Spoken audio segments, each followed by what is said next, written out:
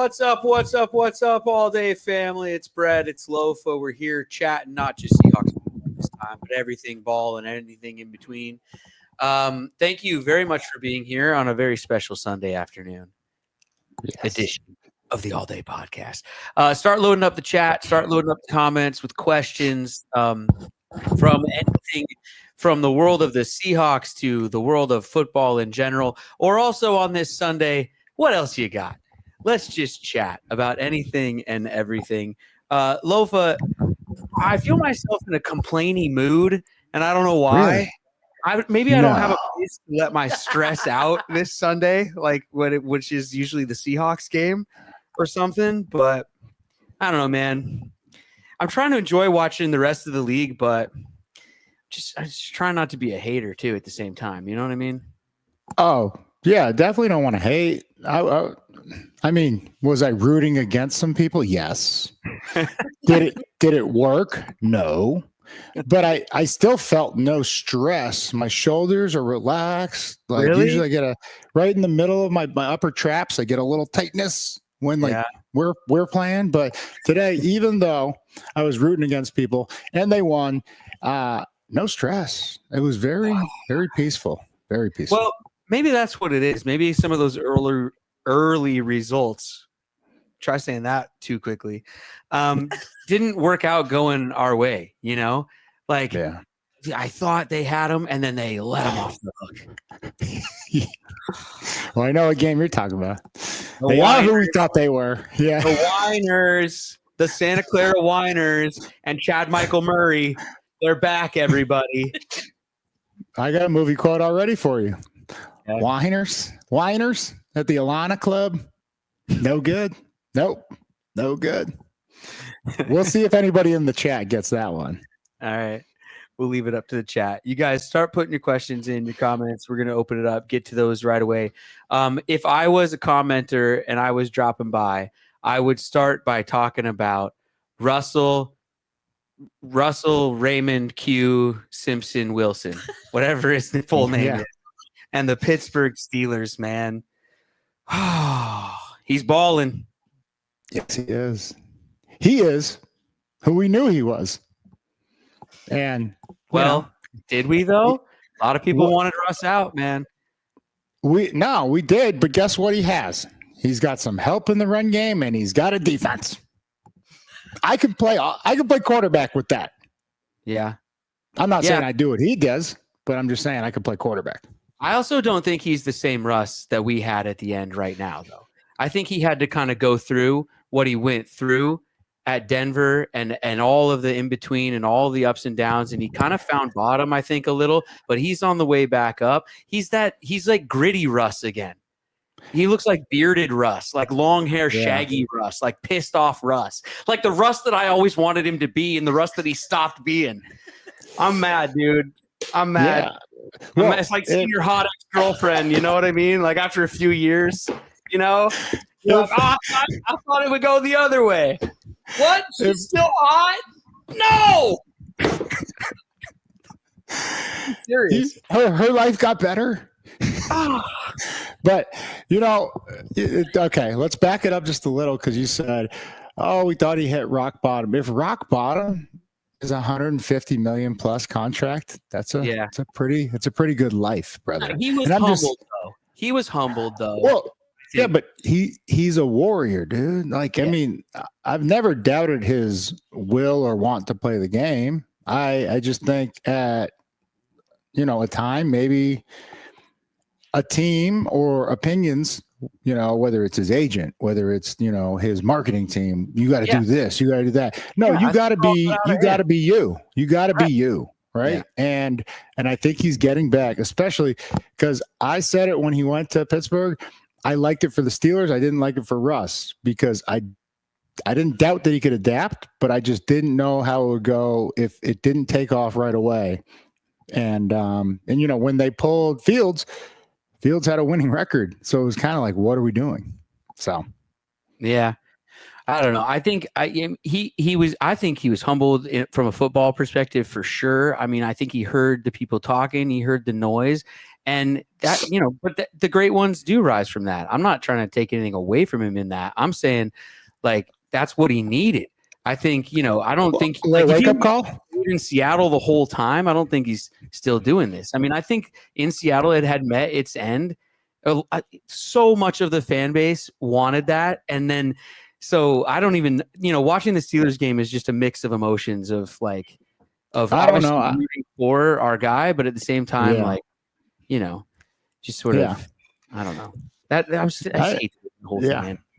I'm still traumatized, man. Can you tell? I can. I think everybody can. Yeah. So that's really where your stress lied. Who's not traumatized by that whole thing? Come on. No, this is good. This is good. Get it out. Come on. That's really where the stress lied. I'm just gonna say.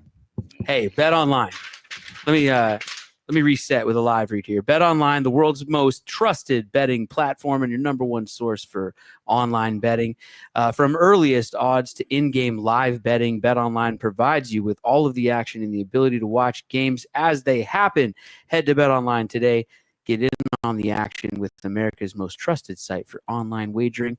BetOnline. The game starts here. You use their actual website, betonline.ag, or the mobile app, available in any app store. If you were betting live during the Chiefs game and that thing flipped at the end, huh?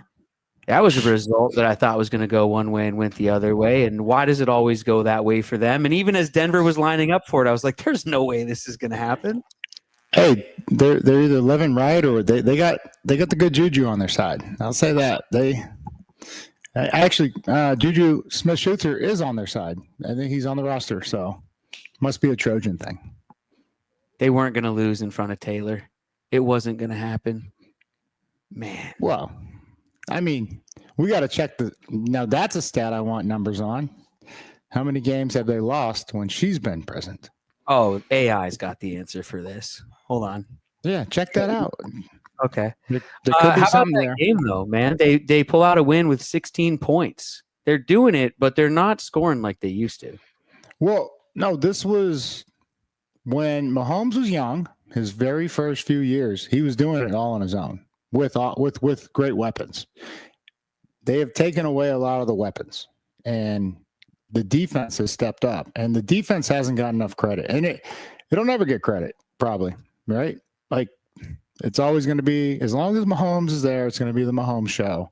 Let's talk about Tom Brady and all his success. Yeah. When did he win his first MVP? Was it the third? Was it the third Super Bowl? I think. So but I'm just saying, in terms of who's carried the team, the Patriots always had a run game and they had a defense. A very good defense under Belichick. And then as they got older and had to part ways, Brady took on all of the responsibility of protection checks and setting the front. And they still had Pro Bowl, All-Pro, Dan Copen, center, and a great offensive line. But I'm just saying, like, that's kind of how it goes. The passing of a torch. It's like, all right, you're here and do your job. And then eventually when we pay you, it's time to hand the keys over, and now you're going. You're the driver, and but since day one, which he had to sit behind Alex Smith, Mahomes has been the driver, and now he's actually getting some help. And this is why he's not getting any blame when he does have a bad game. Has just as many, or maybe one more interception than Geno. Still won't get any blame. Won't get any blame for 14 points or 16 points today against 16-14 win. Won't get any blame because they're 9-0. So they're eating W's, man. Eating W's. Eat a dub, right? Eat a dub. Eat a dub. Penn State ate a dub. We can talk about that later, though. No, we don't need to bring that up. Oh, okay. No. Let's shout out to our guy Jackson over here in the chat. Says that they're 14-3 in front of T Swift. I put it into AI. It said they were 8-0 going into this game. So some conflicting numbers here, but either way, they do well. But they've done well lately anyway. We got to ask AI. Who gave us the other? Who? Chad? In the chat. No, Jackson. Oh, in the chat. Okay, Jackson. Yeah. I trust Jackson more than AI. AI is probably just like we gotta it's a bot, right? AI. Let's like really think about this. They're probably paid by the Swifties. All right. They're paid off. Yeah. Wait, go back to Russ. Wait, go back to Russ for a second. Okay. Talk to me. Well, I have a note here. Free agent next year. What's the question? Want him didn't back? ask a question. You didn't ask a question. Do we want him back? Do we? Yeah. No, I don't. How about a return? No? Are you serious? I don't know. I can't. I mean, I love you, brother. We've been boys a long time. I can't tell when you're serious sometimes. Would you like to say something? I am saying something. Will Russell Wilson ever play quarterback again in Seattle? And would that be something you're interested in? That was still two questions. Will Russell be a quarterback in Seattle? And are you interested? Those two questions. Will you say something, though? Do you want him back? Oh, man, for the storyline of it? Hell yes. Are you kidding me? Here comes the actor. Here comes the actor. You know I watch WWE. There would be nothing greater than them hitting his intro music and him ziplining from the top of Lumen Field from the Hawk's Nest, baby. That'd be amazing. But and him getting apps. Yeah, okay. Go ahead. From the football perspective, that's what you got to provide. From a pure entertainment perspective, those storylines would be off the chain. Okay. And now let me hit you with a dose of reality. He would spontaneously combust upon impact. When someone hits him. Because it would be in what Gino's gone through. I'm just telling you, because they're clamoring for. Also, it would be 3 or 4 times the price of what Gino's paid. So, it's up. Put your GM hat on, bro. Oh, you tell me. You tell me. I'm a passionate fan. No, you don't put a GM hat on because you have great hair. Maybe we could figure out a way to get Denver to pay most of the salary, because this year the Steelers are only paying him 1.2 and Denver's paying him like 37. Next year too. Next year they owe him one more year. They owe him 1 more year. Hey, speaking of hats, it's not a GM hat, but check this out, everybody. I got this box here from Melon. Yeah. We got a brand new sponsor here to the show. I'm unboxing these live right now. Check out the crispy white one, dude. That's nice. Now these hats are sweet, and I've been seeing these more and more out there. Look at that. There's a black one. Snapback. They got these like cool looking holes in them. I don't know how to describe it. It's breathable. It's breathable material, ladies and gentlemen. It's also water repellent, and I sweat, and you lose a lot of heat through the top of the dome. That's why people wear beanies. Some soft guys in the NFL wear scuba gear on their heads. I never did, but yeah. So, but I overheat. And so these things are amazing. The snapback part of it is kind of like a little bit rubbery. It's got a nice feel to it. Yes. Where's my piece of paper on these guys? There's like stuff in here that's like odor repellent and all this stuff, moisture wicking. I need that because I sweat a lot. Yeah, if you guys are looking for the world's most durable hat, look no further. Go to melon.com, MELIN. That's MELIN.com, and put it to the test for yourself. These things are sweet. Yeah, put the melon on your melon. Under the headphones. Producer Katie, let's fire up the questions, right, Lofa? Should we let's open it up? Yeah. What's the all-day fam talking about in here? Go ahead. What's got them excited or frustrated? Let's talk through it today. John Langston. It's not Gino's fault, but the Russ revival juxtaposed to the Seahawks is going to increase not just the Gino hate, but for people to want Russ back. I'm stating the obvious, but we need an O-line. Oh, yeah. That's what both of us were just saying, basically. My dog, Johnny Langston. First of all, shout out. Johnny Langston showed up not once, but twice. Yesterday, we went to 2 youth football events or youth for the kids. Johnny Langston's for the kids. He drove all the way to Cle Elum, one of the events I was at, out at Drew Brew. Me, Cam Chancellor, Walter Jones, Hall of Famer, best to ever do it. We were out there. We were partying, hanging with the people. It was awesome. And then we came back and we went straight to Chenna Nwosu's deal. He had a sneaker kind of convention where they raise a bunch of money for kids too. So shout out to Johnny. But Johnny's right. And this is exactly what I was alluding to when do you want Russ back? I love Russ. I love everything. He's the greatest quarterback. And I say that very begrudgingly because I'm loyal to my quarterback, Matthew Hasselbeck. But he's the one that's got the hardware, right? And then went to another. And so I know we're always going to be longing for that feeling of return to what we know, ladies and gentlemen. And I think this is like, I'm trying to be a voice of reason, just like Johnny here. It's not going to be the same because the circumstances are not the same. And our O-line is good. They're just not healthy. They're not healthy. And so that's exactly what I was telling you, Brett. Like, even if Russ came back at 3 or 4 times the price per year that Geno is, you're actually going to get an inferior product. You always wanted a hot take, Brett. Yeah. There it is. That's my belief. Because Russ can't create the magic he used to do. He is sitting in the pocket throwing beautifully because he always did. But the escapability is not there anymore. Like D ends, D tackles are running him down because the athletes get better every year. Like that's what happens. So all right. We don't have to have him back. Well, no. I know I'm going to talk about this, on Tuesday at 7:30 on Chuck and Buck and KGR. It's fun to talk about. It's fun to talk about. I'm not. Never mind. Next question. Why are you annoyed? What I do? Because you asked me my opinion, and I told it to you, and now you're getting defensive. Stop, bro. Stop, fool. I'm not getting defensive. I'm saying it's a fun storyline to talk about. That's what it's. Next question. You know what I mean? John Langston again. Wait, I don't understand what you said. We should try one of the young guys at center, Williams at right guard and Lucas at right tackle. You would hope with us giving up 62% of pressures on the right side, this would help us drastically. I hope so. It's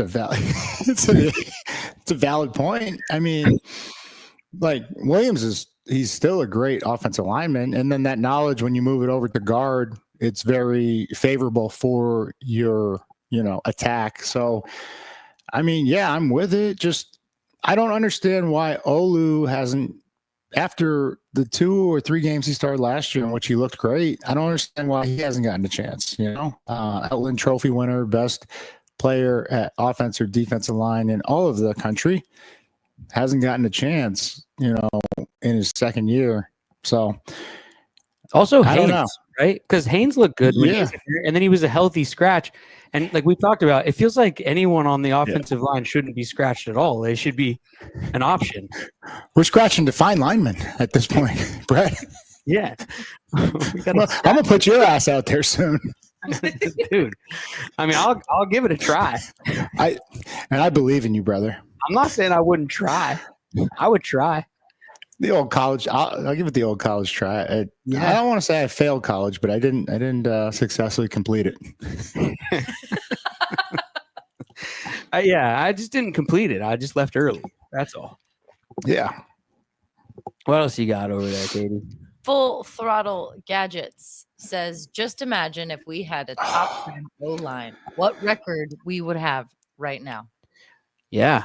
And if I had a rocket booster up, I could go to the moon. No, but if you want to play into hypotheticals, if we had top 10, because I don't know where we rank, I'm going to jump in the chat or text my boy Johnny Langston to just text me on the side. Where do we rank offensive line? I don't trust Pro Football Focus, who does the numbers, but I would say if we were top 10, one loss, but even that one loss, it was 1/2 against the Bills. It was the second half. Like we were still toe to toe, throw for throw, because we couldn't run the ball. against them, right? So, yeah, 8-1 at worst. At worst, if to answer that question. And so it's just, yeah, it is. I'm sure it's extremely frustrating for everybody as fans, but We've we'll been figure it struggling out. on defense though too at times. Like I think obviously offensive line, we know. But defensively, there's been some breakdowns as well though. Breakdowns, brother. Like I can't believe anybody's put a ball. No, you're right. Respectfully, right? I can't believe anybody's put the ball in the air until they haven't rushed for a first down. Like if I was opposing, if I was I was a defensive player, if I was opposing offensive coach or head coach, I'd be like, run the ball until they stop us. Like I'm talking, we're going for it on fourth down, even if it's 4th and 3, we're going to run it again. And if they stop it, then we'll think about throwing it. Like, because that's how it was. This is, old man loaf coming out right now. Coaches back in the day kept it simple. If you couldn't fix a play within one drive, they're going to flip the formation and run it the other way, and then flip the formation and run it back again. And it was just like, because you don't have time to get back to the sideline and say, hey, this is what we got to do. So like, that's how it used to go.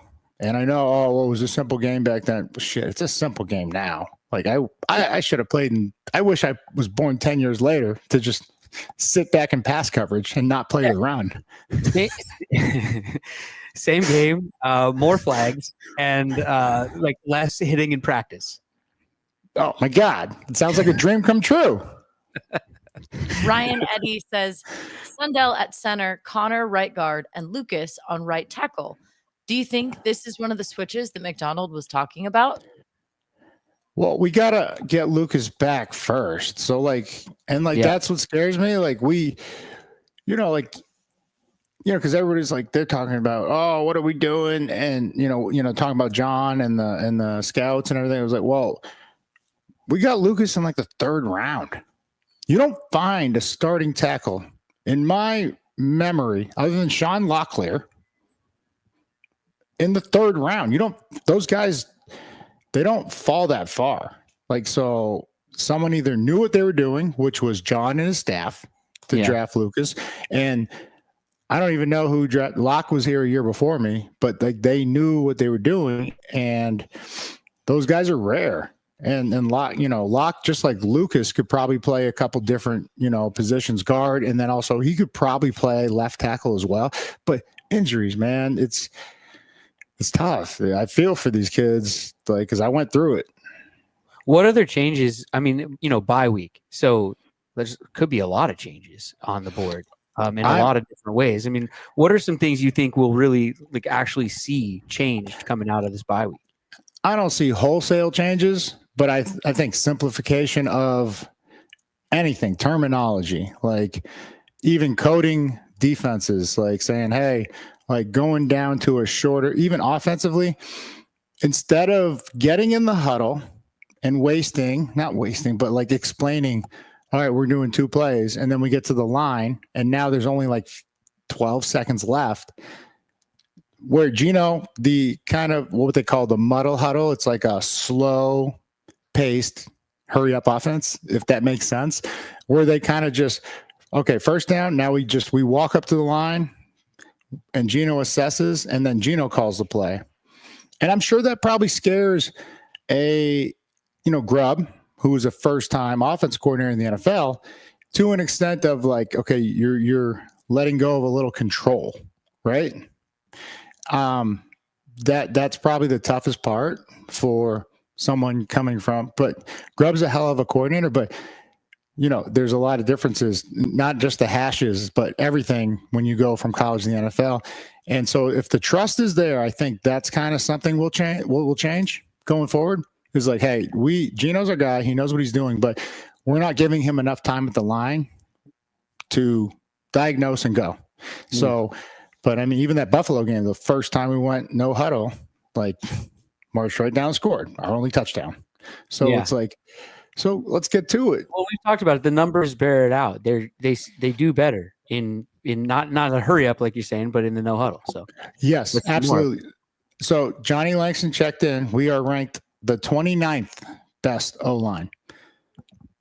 So to answer, I'm sorry, How many whoever. teams in the league, Katie? How many teams in the league? Pop quiz, hot shot. I don't even pop quiz. Ah, 32. 32. So 29? Pop quiz, hot shot. That's a speed line. That's a speed. That's right. Keanu Reeves, Sandra Bullock, Dennis Hopper. Dennis Hopper. You tell that wildcat behind the wheel. And also Jeff Daniels as his partner too. Yep. Stacked cast, man. That's a movie Stacked. right there. Yeah. Joey Del Rosario says, Lofa, back when you played, way back in the olden days, way back when you played. None of those lines are there, Katie. Okay. What was the bye week like? Were there days that you had to report in? Do players go back to their hometowns? What does this vary from team to team? It does. And it varies on like trust between the coaches and the coaching staff and the players. Your coaches will typically always check in, texting, calling, hey, what are you doing? They want your plans before you leave. It's just pretty much what it's always like taking place. But I did tell the one story, like when Holmgren, he gave us the week off the first year because we were just undefeated after we went 2-2, and then we just went on a streak. And he goes, if you guys win this last game, you get the week off, and we won, and so we got the week off. So then the next year, I think it happened the same in the third year is when we kind of hit the snag, and he was just like, all right, you win this game, you get the week off, and we lost. And he was like, I can't even stand to look at you. Just get out of my face. Like you still got the week off. And it was sad, but we still made the playoffs. Like, so he knew what he was doing, right? Like he knew how to motivate. Well, do you think a modern coach would even say that to a team? This is only really old school. No. Like Andy Reid might be the last guy. Mike Tomlin, Andy Reid, and now Harbaugh's back. Maybe that's it. Andy Reid would. You know why? And it's funny that you just brought up Andy Reid's name because he learned under Holmgren. He was a disciple of Holmgren. So, but no, I don't believe any. In the day and age that we are in now, I don't believe any of them. I'm sure the guys were there. I have no inside intel. I'm sorry, all day fam, but I don't know what their schedule was like this week. I assume they probably watched a lot of film of the whole season, not just like the last game. Probably made corrections on Monday. Tuesday they were back in. Wednesday, short day Thursday, and then they're like, all right, you get the long weekend and come back ready to play some fucking football. Yeah. Like that's I guarantee you that was the message. Yeah. You kind of brought this up, and I mean, is sports, all different sports, maybe just a little too complicated sometimes, especially on some of these teams. Like you're saying, strip some stuff away, get a little more simple. But I'm even noticing with my kids' sports and youth sports, it's like it's really complicated. I mean, my 9-year-old is playing baseball, and they're doing signs and stuff on every pitch and different defensive rotations and stuff. And I saw your face. It's too complicated, man. And it's like when we take it back to the old days, this is everything. When we were younger, we heard the same message from our parents, our grandparents, everything. Like it's getting over convoluted with like, oh, well, you can get better by doing this. Like the data analytics there, it plays a part to an extent, but there's some shit that will never change, especially in football. If you're playing defense, we are trying to break your will to play football. If you're playing offense in the trenches, especially, we're trying to break your will to play football. And that will never change. That will never die. And that is the teams you will see in the playoffs. And that is the teams that are successful. It all starts there. And like our offensive line, when my first couple years, which was one of the greatest in the history of the game, they set the tone, right? They set the tone. And yeah, I know we had all these passing yards and Hasselbeck made Pro Bowl and, because he threw for a ton of yards too, but we also had the number one rush offense. And then so defensively, we were like, all right, you're not going to run the ball on us. Like, and just try to stop the deep play. Because look, you're going against Randy Moss, Terrell Owens, like Hall of Famers. And yeah, we doubled those guys. But if they run the ball, do you know how hard it is for a corner to man up? Randy, T.O., Chad Johnson, all these guys for a full 60 minutes? Like you're asking something that's not actually possible.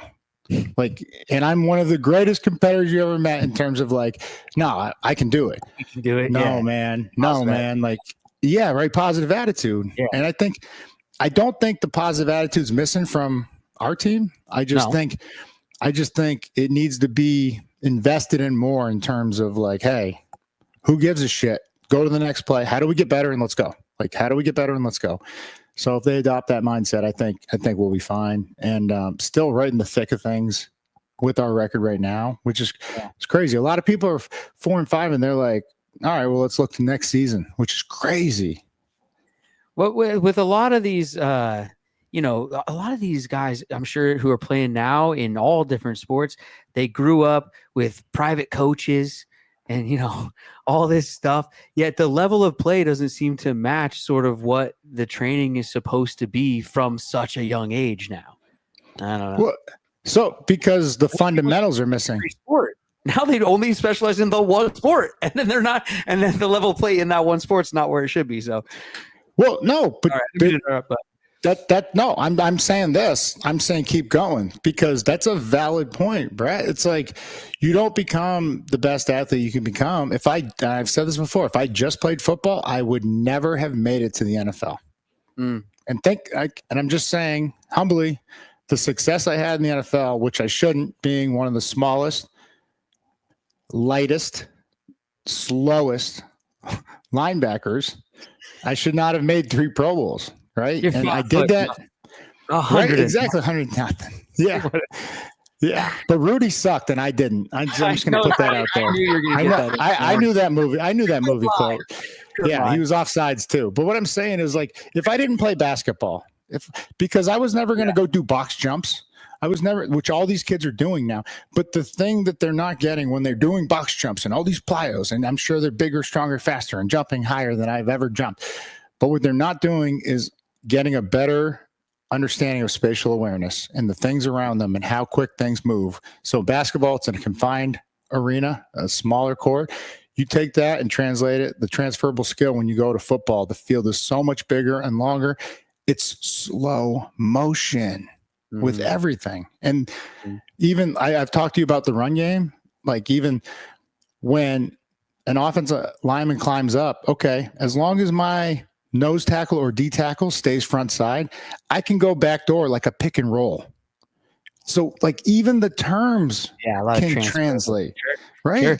Yeah. So, yeah. Well, it's just sad. Even Mahomes or Russ playing baseball, different throws, different arm angles, things like that. They talk about being middle infielders and those sort of those translated for sure. Too. So, did we talk about this? Russ was drafted before Aaron Judge. Yeah, he was like a 2nd round draft pick.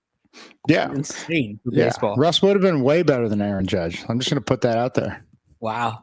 Hey, but he went to the NFL and he threw for a lot of yards, and that's my segue to Delta. Go with the throw, everybody. You can earn 1 mile for every Seahawks passing yard this season with Delta 12 status. Sign up and start earning miles at 12status.com. Open to legal residents of Washington, must be 18 or older. Delta is the greatest airline in the world, and it should be the only airline you're flying. And if you're flying them, you might as well get extra miles. So sign up at 12status.com for them. There's some great questions and comments coming in here. Yeah, no, I was just going to say, you guys keep filling it up. Lofa and I will be here to answer your questions as long as you're here in your comments. So keep on going. Go ahead, Katie. Oh, Doyer 09. Are you more optimistic or pessimistic? Dwyer. Oh, Dwyer 09. Oh, Doyle rules. Are you more optimistic or pessimistic about the Seahawks over the next 2 years and why? Brother, I don't look past 1 week, never mind 2 years. I think that's something that is ingrained in me and instilled through competitive sports. Is like I don't know if I'm going to be here in 2 years. I hope you are. I don't know if I am, brother. Whoa. I'm just saying. You're optimistic or pessimistic. I guess I answered that pretty pessimistically, but I'm just saying. But I thought I was the stressed out one around here. What's going on? But it's funny, Brett. I'm not stressed when I say that. I'm just being a realist. I'm just being realistic. You don't know what tomorrow holds, and that's why today is so special. And so when I sit here, I'm optimistic about the rest of the season. I know we have the players. I believe in this coaching staff because when I look at the numbers, this is where analytics actually holds a spot in my mind and heart. Is like the numbers don't lie. We're beating ourselves, ladies and gentlemen. And if we can just, which this is like an analogy for life, if we can get out of our own way, just get out of our way and be ourselves. It's a totally different story. I'm talking 7-2, 6-3 at worst if we're out of our own way. That's how close these games are. One possession, other than the Bills. The Niners, they broke that 70-yarder with 5 minutes to go, but we climbed all the way back in that. So if we didn't hurt ourselves or put ourselves in such a bad position early on, we would have had a chance at the end. We actually would have beat them, even with everything that went wrong against us. But so I'm optimistic about this season, and I'm very optimistic about the future because we're only going to get better. Well, I'm optimistic too. I mean, I am optimistic, but I'm also a Seattle sports fan. I'm always optimistic. I go into every season thinking we're going to do great, and I love the new whatever direction and the new players and free agents and trades. And I'm always thinking they're going to come in and we're going to do nothing but have great success. It's just that it doesn't work out sometimes. That's all. I mean, but am I optimistic? Hell yeah. I'm always optimistic about it. Yeah. I mean, it's called resiliency. If you sit there and think that shit's going to go wrong, it's going to fucking go wrong, ladies and gentlemen. I'm just telling you. Maybe I'm also just naive. You know what? Ignorance is bliss as well, Brett. Yeah. You know what, man? You got to be optimistic. Yeah, because I can't sit here and be like, I'm really pessimistic about the next 2 years. If that was the case, I don't think I would watch. Hey, I do. Dwyer, I do love it. Long-term thinker. That's a very big pattern for successful people. So good on you. What do you got? Ryan Eddy is the dog-like mentality. Sometimes you can't get that. It's just in your genes. Is it though? Where's it come from? Mine came from getting my ass kicked when I was little. So it was born not genetically, it was born out of necessity. Straight up, just, I didn't fit in back in the day. And so, yes, there's some kids that just innately have that attitude and disposition of fuck the world. But mine was born out of necessity. I got bullied. I was only Samoan back in Massachusetts. No one looked like me. I went back to Hawaii. I got bullied even worse by my own relatives. And so from that point on, I was like, okay, I've taken everybody's best punch. Can they even stand one of my punches? Turns out, no, they can't. So yours was made. You can feel it being made. Yeah, it was made. It was made. Just like I believe leaders are made. Mm-hmm. I don't believe leaders are born. When you're young, yes, there's the most talent, the guy that's balling, the guy or girl, regardless of sport, that's balling. Everyone's like, I want to be like them. Mm-hmm. They got it figured out. And sometimes they don't. Sometimes you get lucky and they do, and you're following a great leader. But I had so many from high school to college to NFL. I wasn't a captain until I was in the NFL, and because I had to learn, and then, I hope I was a good captain, but led with positivity and just understanding of, how to treat people And so, but I think that dog mentality, I don't think there's a special few that just have it competitively, but I feel like it's always built when I hear people's stories.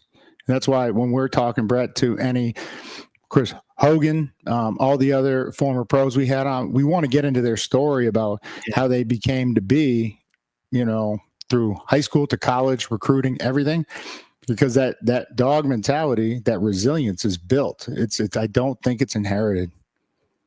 Well, and leadership too, you touched on. I mean, leadership's in an interesting time right now. I mean, some coaches don't even want to name captain. Well, our team's not even naming captains for the whole season.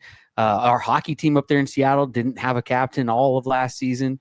I don't know. If you don't have a captain, where are you looking? Yeah, right. No, and even the best teams I've been on, we had captains everywhere, but only 3 were designated, right? And so, because those are the ones that we trusted to right the ship, like just, hey, this is what we got to do, or just they were the voice, the messenger from the coaches, because it's got to translate down to everybody else. So, yeah. Long live the king. Are the plays when the Rams defensive line lost ability to pass rush from Geno, hard count, a sign of how explosive this offense can be if protected? Yes, that's a great observation. Brett, the ones he taught me, we were talking about it. We were going back and forth. We're like, oh my God, like use it more. Yeah. This is what's insane to me. We can hard count and not jump off sides or get a delay game, but we don't use it more consistently or often. It's like, why not? I think it was the Patriots game. We got them to jump off twice and one was a free first down. Another one ended up being in like a 3rd and 5 and shortened the sticks. So if we have that kind of discipline, I feel like we have too much volume in terms of information play wise. Good point, though. Yeah, no, totally a good point. I mean, there's a lot of things I feel like in football, like we were talking about, like just sort of modern times, they do things in a different way that we're sort of not used to. And there's a lot of these sort of like no duh sort of moments for us old farts. But they're just doing things a new way now. But okay, Brett, I don't know if kids love sports like they used to. Less and less are going out for it, right? Is that right? I don't know. It's a statistical analytical fact. Yeah. I was just out in Cleellum. They're like, hey, would you just, come out here for a camp next year? And there's so many kids that will show up just because they're Seahawks fans, but have no interest in football right now. I go, you want me to show up to grow the sport I love? Just tell me when. Tell me when. Yeah. He's like, he said, what's it going to take? I was like, a text message. Yeah. Like, just tell me. So, a group of kids who want to learn. Yeah. Give me kids that are hungry, that want to learn. And then even when I'm in the camp, I'll see it. But it's a different time. And I'm not faulting the youth. If anything, I'm faulting our generation because these are our kids. My kids aren't super interested in sports. And God knows I've tried, but we're in a different world, especially with social media, technology. So not blaming anybody, but I'm just saying, like, I bet you if you went to college and took a survey, a lot of kids don't care to go to the NFL or NBA or Major League Baseball. Like, they're just like, oh no, I got my school paid for, which is, it's great. But that's their goal. The goals are different these days is all I'm saying. Well, I mean, everything's different. I mean, quite literally, like this, and this is just the facts. Like the schoolyards, every schoolyard for miles in my area is just fenced up, and you can't get in. You can't go play. You can't ride your bike to the end of the street and just play. And so you gotta. That's I don't know. Anyway. Well, no, Brett. To that one more quick before we get to the next question. Yeah, it's different, but like. I hear a lot of other people saying we can't even get a field. And I'm like, how are you not getting a field when like nobody's out there like playing? Like, well, because I don't think the schools will rent it in the same way that they used to, because insurance and liabilities and this and that and all kinds of things. So you sign a waiver, like, get creative. No, you would think that's our motto. Get creative. I don't know. Yeah, I don't know. I think there's just too many. Each league is has its own problem. That's the thing, right? Each league has their own commissioner. That's the problem. Yeah, no, I know. What else you got, Katie? John Langston. Johnny boy. We have the pieces to right this ship. A crazy stat. Spoon has 306 coverage snaps without allowing a touchdown. Also, just wanted to say happy Veterans Day to any of the all-day followers. Hell yeah. Oh, he's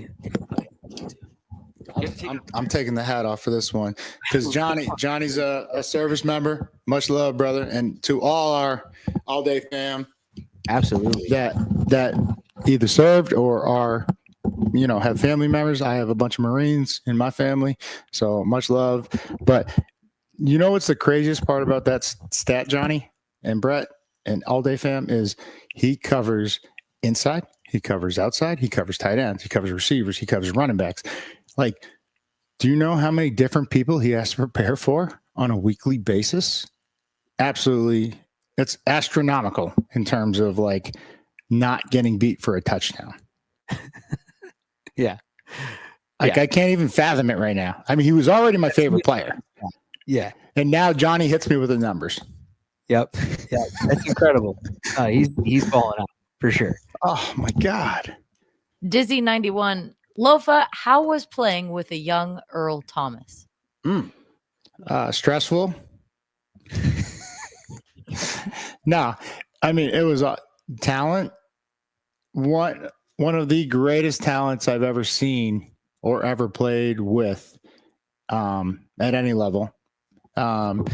He was just very young and very raw. Like he would try a disguise sometimes. I'm like, Earl, if you just sit right in the middle of the field when you're playing 3 deep, you will have like 9, 10 interceptions a year. He still averaged 6 to 8, which is incredible. Which is Hall of Fame, by the way.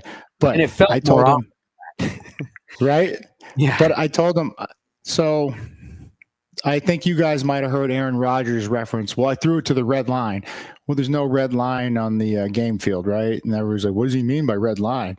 In the practice field, there's a red line that splits the numbers in the out of bounds. And a safety is required to go from red line to red line, is what they always say. If you can do that, you're a hell of a safety. You are that dude. Earl Thomas proved a point. I was coaching. This wasn't even when I was playing. This was a couple years after. So he was probably in his 5th year by then. Yeah. And he overran one. And Pete was like, why didn't Earl just slow down and like intercept the ball? Like Russ threw it. I forget who the receiver was. Earl overran it just to like, and he looked back at the camera just to let everybody know, like, yeah, I'm that dude. And he ran like a yard out of bounds. So the red line's like 2 yards, maybe even 3 before out of bounds. Right. When the ball was caught, he was a yard out of bounds. And I was like, did anybody else just see that? And like, I think everybody else took it for granted. The play was not lost on me. I was like, holy shit. I ain't never seen that before. And I played with Earl. And this was me coaching him and just having found a new greater respect for his abilities. And but yeah. And like, my God, if they ran cover 2 with him and Cam, like both of their numbers are doubled in terms of interceptions. And same with Sherm and Brandon Browner. Mm-hmm. That's how crazy that defense to do what they did, the numbers they did in cover 3, insane. Yeah. Well, and this when you put them all together, right? And that was the thing that's so special. The chemistry of the personalities, of the leadership qualities, of the obviously the football skills are. But it goes back. It goes back to what you're saying, Brett. It goes back to what you're saying. The simplicity. When you get simple, you get special because you know your pain points. Like whether it's kids or grown ass men, like okay, we run this, beat us. And yeah, there's a little, ego or audacity to say like, yeah, we're that. They were that dude. They were those dudes, and everyone else started running cover 3 because of them. That's when you know. That's when you know. Tyler Moreno, what's up, Lofa? What do you expect the Seahawks to do when they play the 49ers? What players have to stand up and fix their poop emoji on the field. Man, I think we just got to come together collectively. As vague as that sounds, I this is a talented group. I don't think, not even the chemistry, but the camaraderie. Like they're very talented. This is a very good roster, and I think they all know that. Can they humble themselves and just do their job? Is really what I'm talking about in relation to changing course and making wins out of these tough, close losses. So, Yeah. and then, me and Johnny Langston talked about last night, turnovers and penalties. If you can just correct one of those, we have 2 or 3 more wins, just one of them. You correct both of them, I don't know if a team touches us. And I know it sounds crazy to a lot of fans out there and all day family, but it's true. Like that's how crucial these 2 stats are in wins and losses. I'm just sitting here thinking about the rest of the season, what they got to do, and just playoffs, right? But then just beyond that, what they got to do as we just go forward into those next few years. I'm thinking back to the earlier comment, Well, so I believe there's full evaluation, not just of players, but of coaches. Like, okay, am I asking too much of these guys? Like, and they probably categorize because they're pretty analytical over there. When I was coaching, and then even years after, they've probably only gotten more analytical. But where are the penalties showing up? Right? Is it procedural? All right, that's coaches. We have to take some, not blame, but responsibility for those, and let's streamline everything. Either shortening the verbiage, right? And that's when we had Hasselback on like a year or 2 ago, and you were like, take us through a play, and he was just like, twin Z left, X motion or Z motion, X banana, Y split, F flat, Z. I was just, and I was like, Matt, why is it so complicated?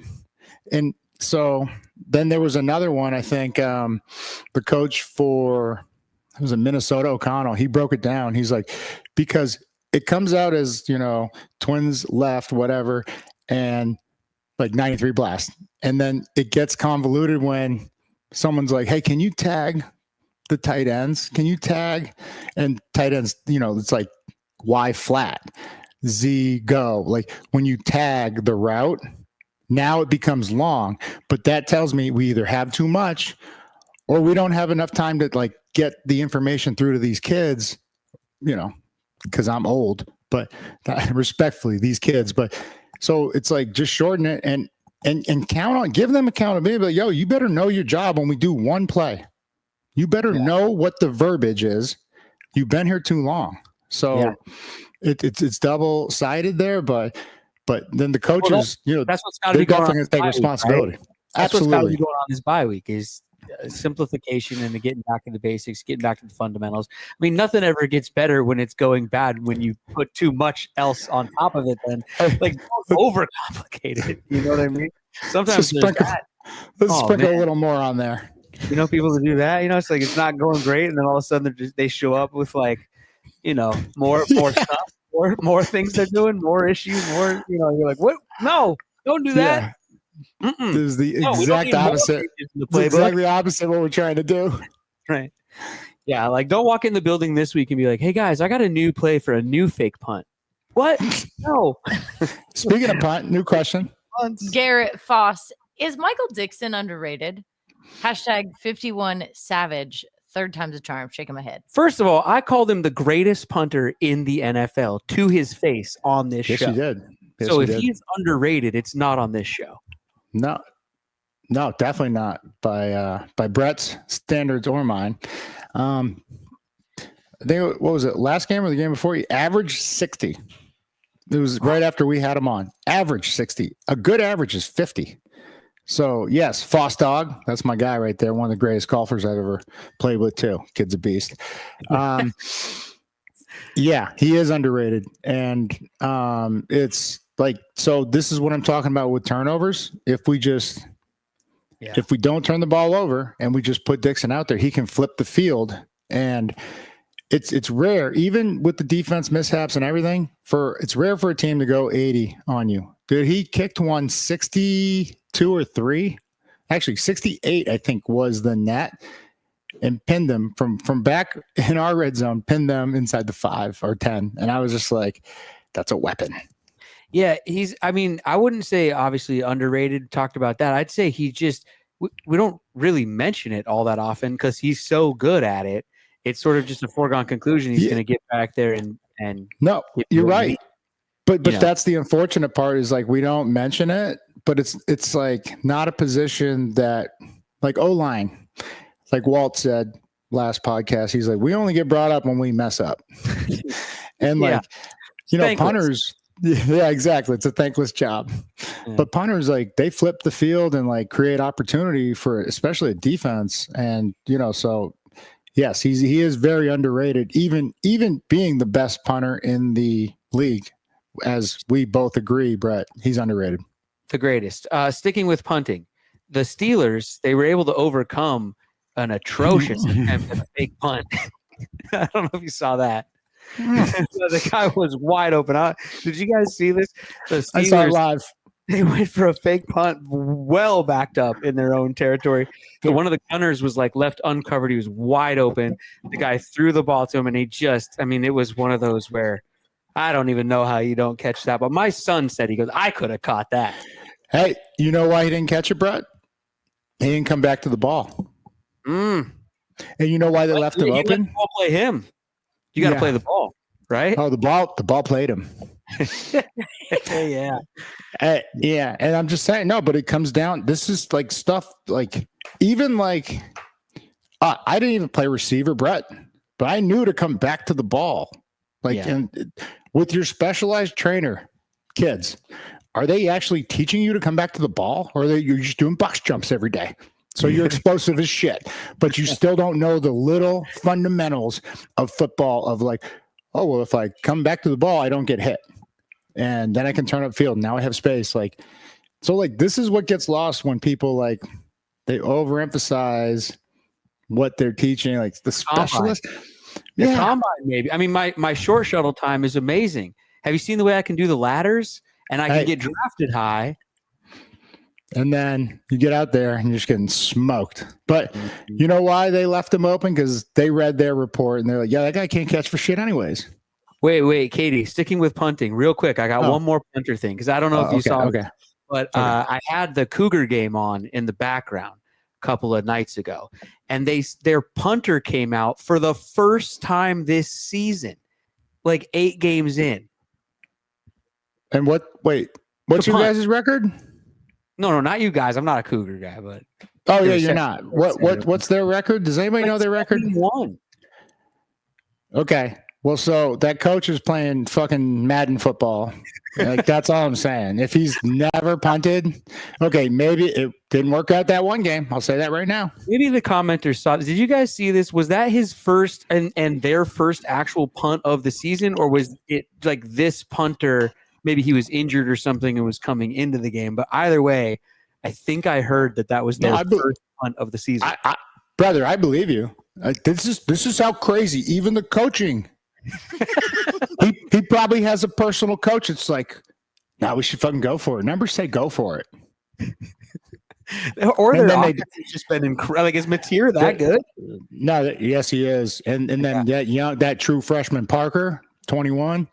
Savage. Like and I'm sorry, all my Coug fans, because I know we got a large Washington demographic in here.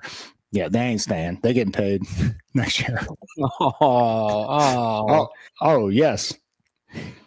Joe Caldwell, do you guys think they should give White a chance or keep giving Bobo a chance? Yeah, man. White making some plays out there, blocking punts, doing his thing, making some great catches. Bobo, I love Bobo. We've had a lot of fun with Bobo, the Bobo Mojo. You see a lot of Bobo jerseys at the stadium, but not a lot of production out of Bobo. Not a lot of pro out of Bobo. What's up? I'm actually very proud of you for that one. Thank you. I until I feel like we found another weapon, I still believe in Bobo. He's 6'5", all right, and he is very good route running. So like, I'm not giving up on him. But then you add Cody White, who's 6'4", and he can run, right? Yeah. So like, okay, put him outside. Let Lockett and JSN go to work inside. Like, I think we found someone. No one can replace DK, but someone similar in terms of like, hey, we can stretch the defense and make them feel pressure downfield. You get one guy that can blaze like Cody White, right? Just send him deep, and especially with what he's done already. But yeah, that puts pressure on the defense, and now the underneath game is there. And I've always said, I was like, look, I think Lockett, JSN all the way down the field, Bobo and DK in the red zone. That's a very good recipe because you got tall receivers. It's a problem for defenses in the red zone. Let's get the tight ends going a little bit more. When we were having more productive games, the tight ends were going more. It's a great point, Brett. Noah Fant's been out a game or two. Yeah. And I think we're feeling the pressure literally on the offensive line, and Gino is, because Noah's been one of our best protectors, chipping and then releasing. And then just a check down, he turns up field and just it's brutal for these DBs trying to tackle that monster. I will say, though, with him out, it seems like Barner, who is a rookie, has really been learning how to be a pro right now. Like he's like, it seems like he's like figuring it out, right? Like you always hear about the game sort of slowing down. Like they've been talking about, like on the radio side, they've been talking about all this stuff. Like he's hitting the beast button out there. I was excited about him when we drafted him because big, physical, fast, and he just wasn't utilized the way, but he is a very capable threat as a receiver. And so I've been very impressed with him. And to be a rookie and doing this, it's awesome to see, and he'll get more opportunities. But not having fans been hurting us. Got to stay on his feet, though. He does that young guy thing of trying to jump over people. What was that like? You're back there trying to smack somebody, but you see them leave their feet. Is it like, oh, here we go? Well, back in the day, no one did it because there really wasn't. You would see it once in a while, right? Like if you're going for a first down, but like it wasn't like, oh, I'm gonna make a highlight tape because you got fucked up back then. Like no one was taking ankles and kneecaps out, right? We used to call it shining shoes. No one was shining shoes out there. We were going for the heart, right? Because if someone tries to jump, you can just gonna cartwheel them. Like, and so it didn't really happen back then. So it's a new, probably social media thing. Like, see guys getting hurdled. Although Saquon Barkley's reverse hurdle was one of the most ridiculous things I've ever seen. Because the guy that went to hit him didn't even go low. He was still standing. Like, so that's how I knew the defender was a dog. He went just low enough to like get him. Yeah. But like, if you were like kind of shying away from the hit of a monster, you just fall down on your face. Like, well, talk about spatial awareness though on Barkley's part. He's got his back turned and jumps and still manages to clear him. And also, if he didn't get up that high, he takes that hit in a spot you don't want to take it. I mean, you got to get up. I mean, talk about plyo boxes. You got to get up. What spot you talking about, bro? But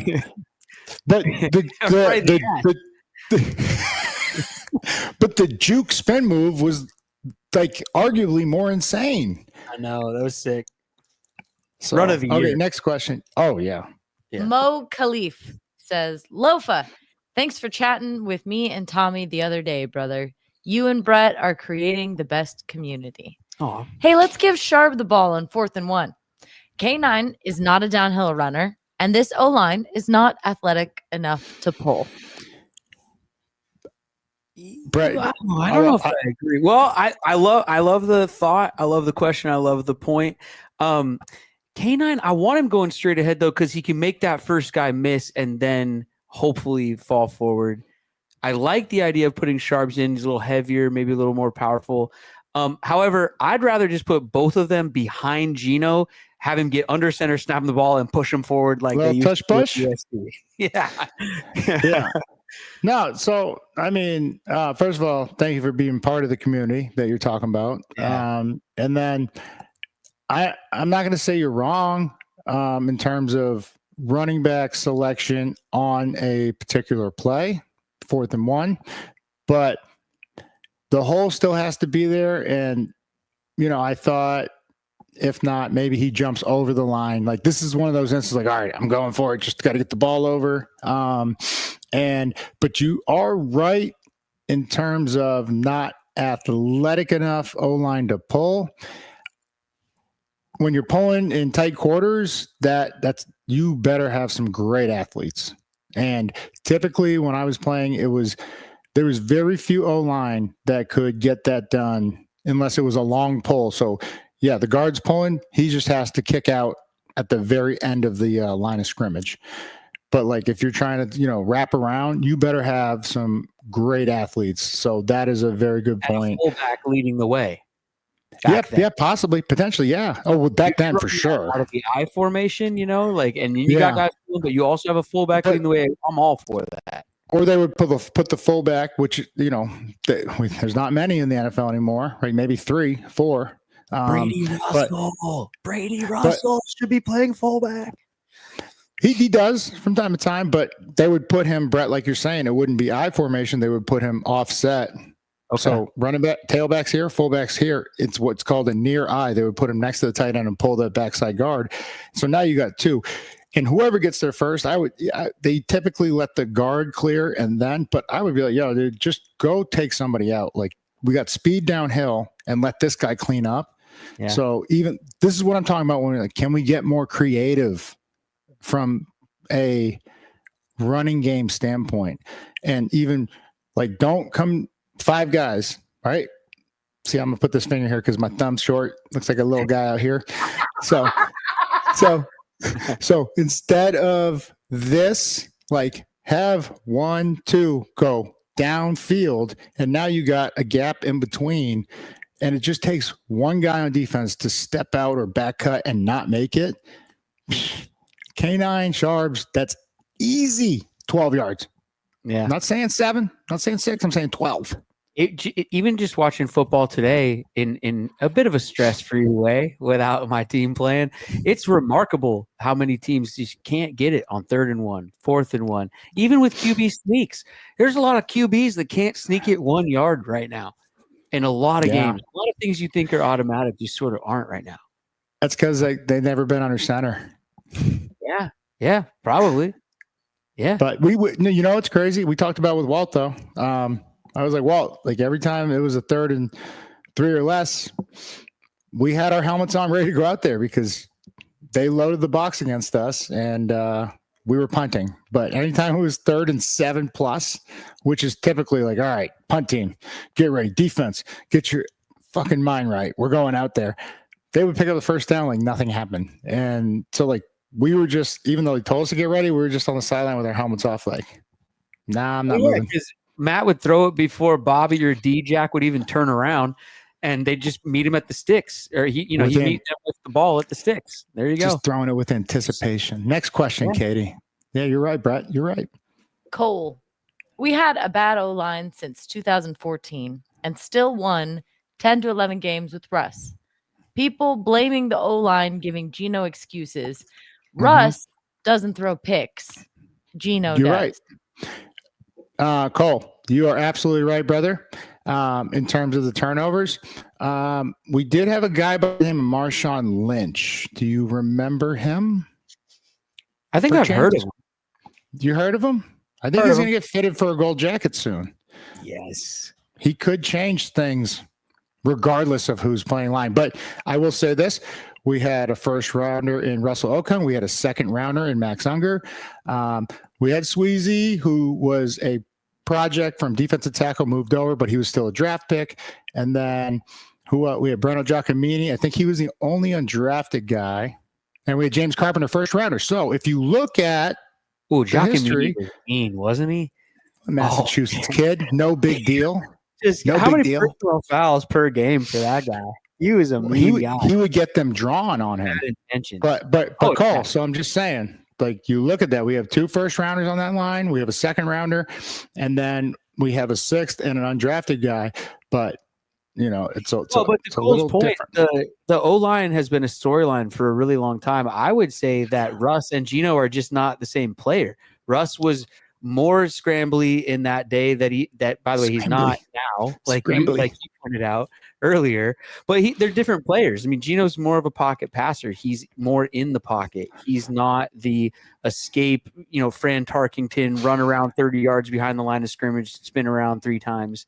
It's just not the way he is. And then also a lot of our offense was based on Russ just doing that, and then Doug and Jermaine and those guys just getting open. I mean, Russ was very young and squirrely, wily, whatever adjective you want to add to this. He had the number 1 scoring defense 4 years in a row. Okay. That can make things different on top of having Marshawn Lynch, Hall of Fame, 2 first rounders, 2 Pro Bowlers. All right. What do we have on our line? We have 1 Pro Bowler, and Connor Williams, I guess, went to a Pro Bowl, two or three Pro Bowls in Miami, I think. Right. So, but he just right now he's having a rough time with the snaps or whatever, and which you wouldn't expect that to happen with a veteran center. Maybe we have too much in. Right? Yeah. Because the timing's off.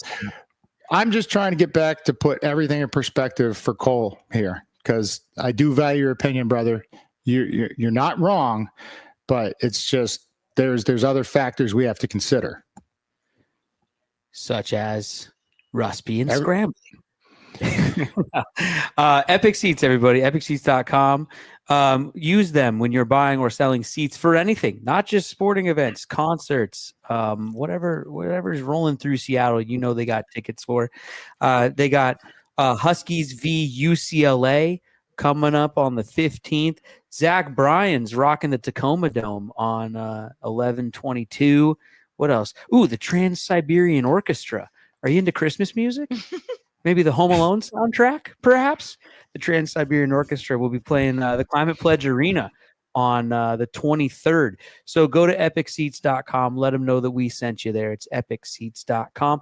Also, Simply Seattle, the score prediction coming up this week for the Seahawks v. Winers game is going to be up to $275. So that's a pretty healthy gift card you could win from Simply Seattle. So make sure you get on the score prediction challenge. What we do is we just drop a post on Instagram. You guys comment, let us know what you think the score will be, and that's how you can win. Mo Khalif's back in the chat. I watched 4th and 1 play on film again. There was a hole about to open up for K9 on the left side, but K9 didn't trust it and cut back to the right where the Rams defender beat Jarrell, and he gets stopped. Fuck. F and A, Mo. F and A. Well, it's just as tough sledding as it was. Like, I still have to give K9 the benefit of the doubt, but I believe it was you who said, why not put Sharps in there? And it's tough. How do you tell a guy to be patient when we're only averaging 3 yards a carry all day, mostly off of like yards after contact? That K9 was getting. So, but dude, you're right. I believe you. And yeah, if we just get that cutoff block, either way, he falls forward, right? Even on a cutback, he falls forward and doesn't get hit. So, but great observation, brother. You want a couple more around the leagues just before we get out of here from the day of ball, though? How about the Jets? How about the Jets just getting demolished by the JETS? Suck.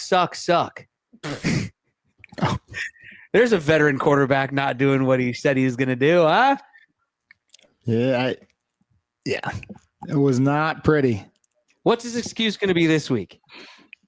I think that's what everybody's interested in is like, what's the presser like? Did you get to see a presser? I didn't get to see a presser. Yeah, maybe he's Press more conference? concerned with his appearances on McAfee than he is with going out and playing some football. Well, Yeah, come on, Aaron. yeah. Man, We'll have to that's a tune in team for that that a lot one. of people were talking about going to the Super Bowl. Really? Yeah, Like outside of Jersey? on ESPN and the like, all these talking heads and stuff. That's all. Anyway, what else? Interesting. The Chiefs and Niners, Chiefs and Denver. We talked about that one. How about the Cowboys getting rolled by the Eagles? And how about the Cowboys this season in general? Wait, they got rolled? Because it was a close game when I joined here. Oh, they got rolled 34-6. Oh my God. Yeah, I was going to say refresh it. Wait, Yeah. Oh, wait. I have to look at this. Outscored 20-0 in the second half. Yeah.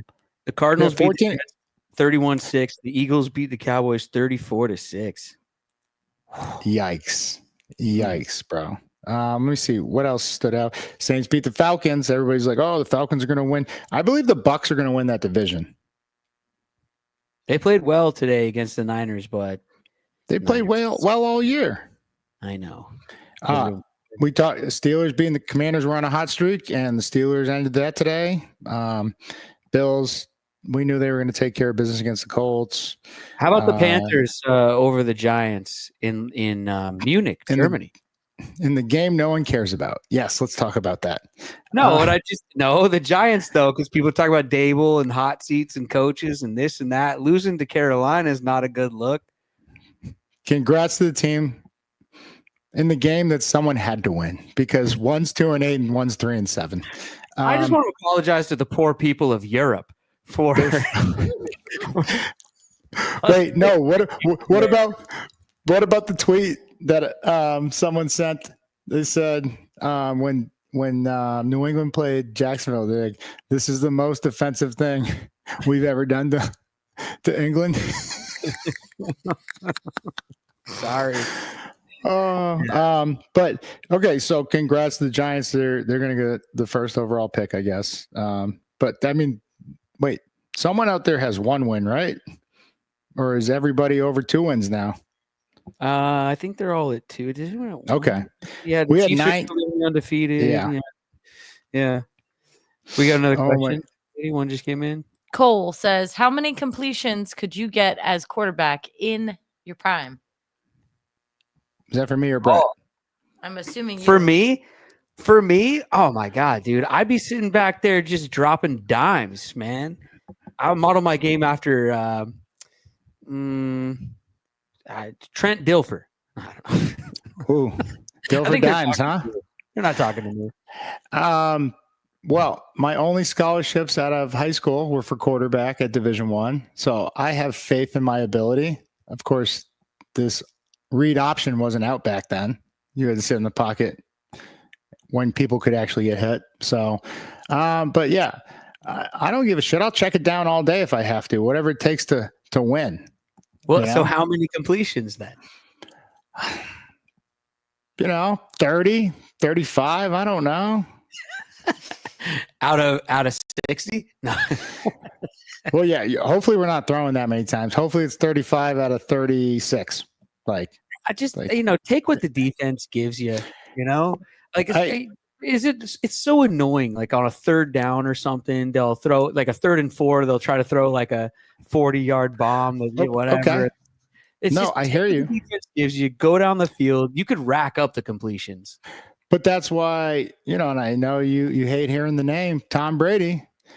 He knew, like Tom Brady would literally check it down or throw it to the sidelines for 4 yards, 5 yards every play, all the way down the field to score. And a lot of guys are too impatient. They're like, oh, like I can't just sit here always checking it down. But as soon as you do that and they start playing a little tighter, and those windows become smaller. And then all of a sudden, double move, slant and go, touchdown. Yeah. Like it's how you get them to play your game. So there's an art to it. Like there's a whole other aspect that a lot of people don't understand in terms of like when you're in the game and like they're telling you, hey, just don't get beat over the top. Don't get beat up. He just completed 8 straight passes and it's all on me. Like if I'm the corner, he's thrown 8 comebacks and you're telling me one of these times is going to be a comeback and go. But, you know, it's the one time you cheat or you get too close, they go to the sideline like, all right, now's the time to hit the stick nod or the comeback and go. Brady's not a guy who can scramble around or run. You ever seen him try to run? It's hilarious.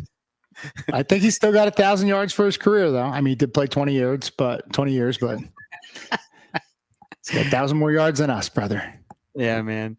Time to wrap it up here, everybody. I think, unless you got more. You got anything else? I don't know. I'm about to watch this Sunday night football game. You guys Oh, leaving? Yeah. Hell yeah. You guys buckle in and enjoy that one out. What else I got? I got all these papers around here. Anything else I got to do? No. I'll remind everybody that we're on social media. Instagram, it's at All Day Family.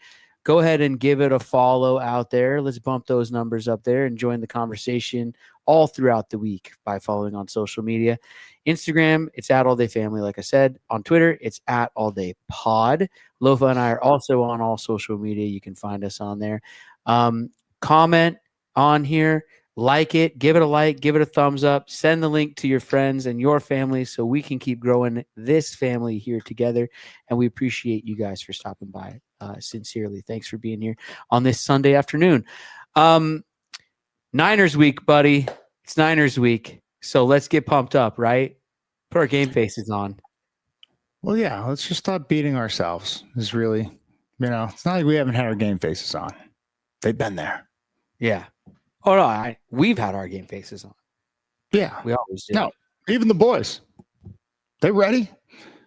Just be in the moment, fellas. Be in the moment. All right? One play at a time. One play at a time. Oh, you got us? Go ahead. You want to break it down? No, you put your hand up first. You go. You feel like you got something to say. Muddle huddle. Muddle huddle on 3. Muddle huddle on me. 1, 2, 3. Muddle huddle. Muddle huddle.